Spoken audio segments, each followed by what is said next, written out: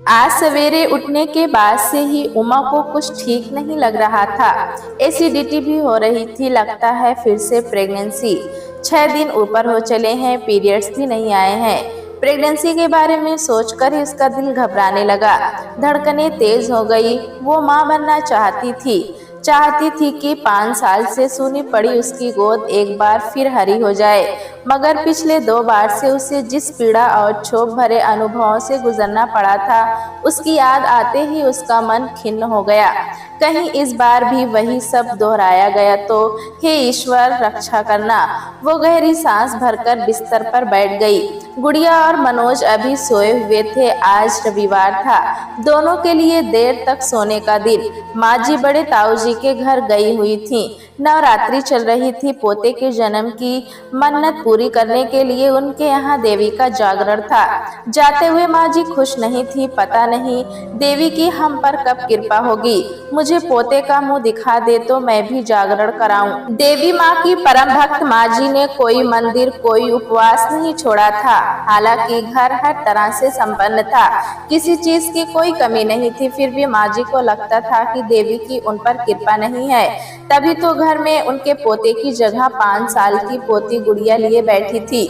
उमा की भरी पूरी ससुराल थी। 4 बहुओं में तीसरी थी माँ जी। सबके घर आसपास थे। साझा व्यापार था और रोज का साथ उठना बैठना था। हर घर की रत्ती रत्ती खबर दूसरे घर को रहती।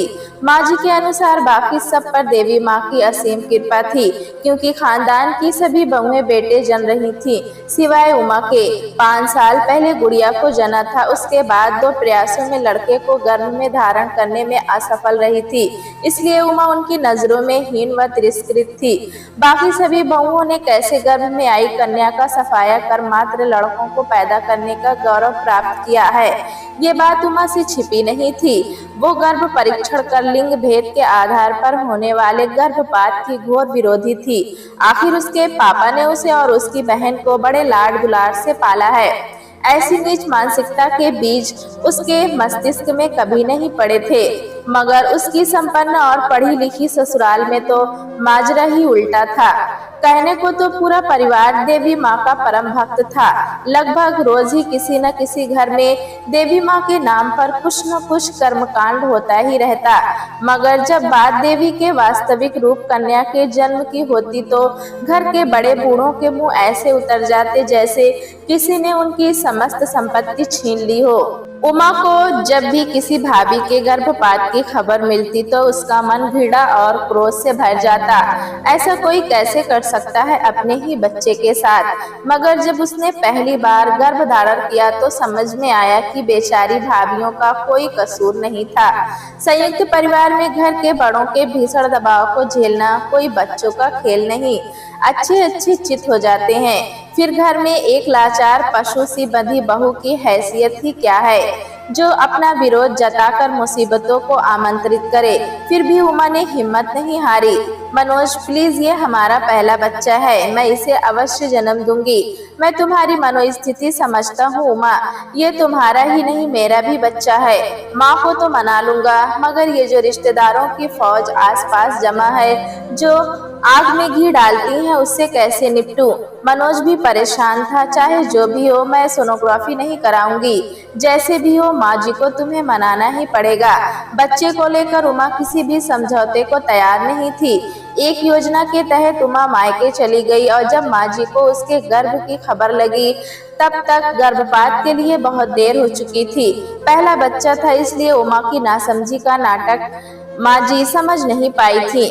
फिर गुड़िया का जन्म हुआ, जिसे माँ जी ने बुझे मन से स्वीकार किया। उसके जन्म पर न तो कोई जागरण हुआ, न ही बधाई के गीत गाए गए। मगर उमा और मनोज खुश थे। कोई और करे ना करे, वो अपनी नन्ही सी जान को बेहद प्यार करते थे।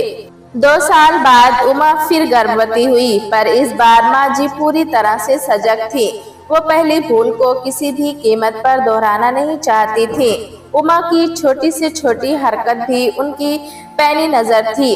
वो बच ना सकी। माँ के इमोशनल ड्रामे, रोने धोने और क्लेश के बचने के लिए मनोज अनचाहे मन से ही सही उमा पर दबाव डालने लगा। उमा, माँ को हर बार संभालना मेरे लिए असंभव है। पिछली बार हमारी बात रह गई थी, लेकिन इस बार माँ के मन की हो जाने दो। घर का तनाव मुझसे बर्दाश्त नहीं होगा। मैं शांति से जीना चाहता हूँ। घर की हर बात माँ जी रो धोकर नमक मिर्च लगाकर ऐसे पूरे कुटुंब में पेश करती कि सबकी नजरें उमा और मनोज की ओर तन जाती। रोज रोज के कलह से बचने के लिए उमा ने भारी मन से परिस्थिति से समझौता कर लिया था। तब से अब तक 2 बार गर्भ हत्या का दंश झेल चुकी उमा फिर से उसी मोड़ पर आ खड़ी हुई थी। आप बीती सोच सोचकर उमा का सिर भारी हो चला। वो रसोई में चाय बनाने चल दी। रसोई में काम वाली बाई शगुना बर्तन धो रही थी। चाय बनाते वक्त उमा को मिर्ची आ गई और वो बाथरूम की ओर भागी। का दीदी, कोई खुशखबरी है का? शगुना उमा की शारीरिक भाषा से समझ गई थी। उमा ने उसे एक नजर देखा पर कुछ न कहा। उमा की चुप्पी को हाँ समझ शगुना ने अपना अंदाजा पक्का मान लिया। चलो अच्छा ही है दीदी, गुड़िया कब तक अकेली खेलेगी? उसे भी तो कोई साथी चाहे संग खेलने वास्ते। अकेले बच्चे का घर में बिल्कुल जीना लगे है। अच्छा, तेरे कितने बच्चे हैं? उमा ने चाय छानते हुए पूछा। कितने का? बस एक ही बिटिया है मेरी। अब तो सयानी हो गई है, 10वीं में पढ़े है। बताते हुए शगुना का चेहरा गर्व से दमक उठा। क्यों दूसरा नहीं किया उसके बाद? का बताऊं दीदी, इसके जन्म पर ही इतनी कलेश पड़ गई थी घर में। इसके बखत धोखे से डॉक्टरी जांच करा दी मेरी। मैं ठहरी अनपढ़ गंवार, मुझे तो कुछ पता न था। छोरी जान पेट में गिराने को पीछे पड़ गए कमीने, मगर मैं तैयार न हुई। भला बताओ तो दीदी, अगर मेरे माँ बाप मेरे साथ ऐसा करते तो मैं कैसे आती इस दुनिया में? फिर क्या हुआ? उमा उत्सुक थी। होना क्या था दीदी? मैंने अपनी सास और मर्द को जो खरी खोटी सुनाई कि पूछो मत। मैंने साफ साफ कह दिया कि माना है मैं अनपढ़ गंवार हूँ, मगर हाथ पैर से सलामत हूँ। कैसे भी करके अपना और छोरी का पेट पाल लूंगी। तेरे दरवाजे पर न आऊंगी रोटी मांगने। मेरी कोख की तरफ आंख उठाकर भी देखा तो अच्छा ना होगा। बस मेरी सास ने मुझे घर से निकलवा दिया और तेरे आदमी ने नहीं रोका तुझे? उमा ने पूछा। वो क्या रोकता, वो तो अपनी माँ का पिठल्लू था। मैंने भी सोचा, परे हटाओ ऐसे मर्द को जो दुख दर्द में अपनी जोरू का साथ ना देकर माँ के पीछे जा छुपे। जो अब काम ना आया, कुछ बुरी पड़ेगी तो क्या काम आएगा? बस दीदी, अब तो खुद कमा खा रही हूँ और बिटिया को पढ़ा लिखा रही हूँ। एक ही बात कहती हूँ उसे, दुनिया से कुछ उम्मीद मत करियो, खुद मजबूत बन। उमा शगुन की बातें सुन अवाक रह गई। इस बुराई की जड़ें उसके घर तक ही नहीं, दूर बसी गरीबों की बस्ती में भी फैली थी। तुम लोगों में भी होता है ये सब? उमा ने हैरानी से पूछा। होता क्यों नहीं दीदी, हम ठहरे गरीब। जिस सौदे में सिर पर खर्च आ पड़े वो किसे भाएगा? खैर जाने दो, हम लोगों में तो ये सब चलता ही रहता है। हम अनपढ़ों में कहाँ इतनी अकल की छोरे छोरी का भेद ना करें। जिस छोरी की किस्मत भली होगी उसे भगवान आप जैसों के घर भेजे है। अपनी गुड़िया को ही देख लो, रानी बनकर राज करे है घर पर। शगुन दर्द भरी आवाज में बोली। शगुना की आखिरी बात उमा के दिल को तीर की तरह भेद गई। इसे क्या पता गुड़िया के अस्तित्व की रक्षा के लिए कितने प्रयत्न करने पड़े थे उसे। बेटियों को मारने का चलन अनपढ़ों से ज्यादा पढ़े लिखे संपन्न परिवारों में है, जो अपना जीवन भगवान की इच्छा से नहीं बल्कि अपने समीकरणों पर जीना चाहते हैं। क्यों हर तरह से संपन्न परिवार भी लड़की के जन्म को भारी मन से लेता है।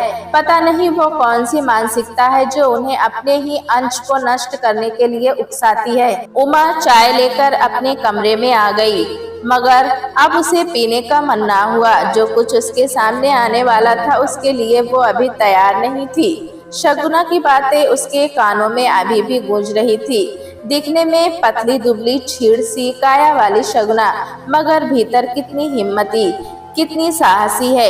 एक अनदेखे अजन्मे बच्चे के लिए एक ही झटके में सब कुछ छोड़ दिया। ना समाज की चिंता, ना सिर पर छत की फिक्र, ना पति का मोह। मुझ में क्यों नहीं है इतनी हिम्मत? मैं तो मनोज के बिना रहने की कल्पना भी नहीं कर सकती। मैं तो पढ़ी लिखी होकर भी शगुना के आगे कुछ नहीं। क्या हूँ मैं एक जीती जागती इंसान या एक खिलौना जिसे चलाने वाला रिमोट कंट्रोल दूसरों के हाथ में है। उमा खुद के विचारों में बुरी तरह से उलझी थी। बाहर निकलने का कोई रास्ता नहीं सूझ रहा था। मनोज उठकर अपने दैनिक कार्यों में व्यस्त हो गया। उमा उससे कुछ ना कह सकी, पर वो अजीब सी कश्मकश में थी। थोड़ी देर में माँ जी भी आ गईं। उमा की खराब तबीयत की वजह समझ आते ही माँ जी खुशी से फूली ना समाई और बोली, मैं जानती थी ऐसा ही होने वाला है। देवी माँ मुझे निराश नहीं करेंगी। उसने तो रात ही को मुझे ध्यान में बता दिया था कि मेरे घर पोता आने वाला है।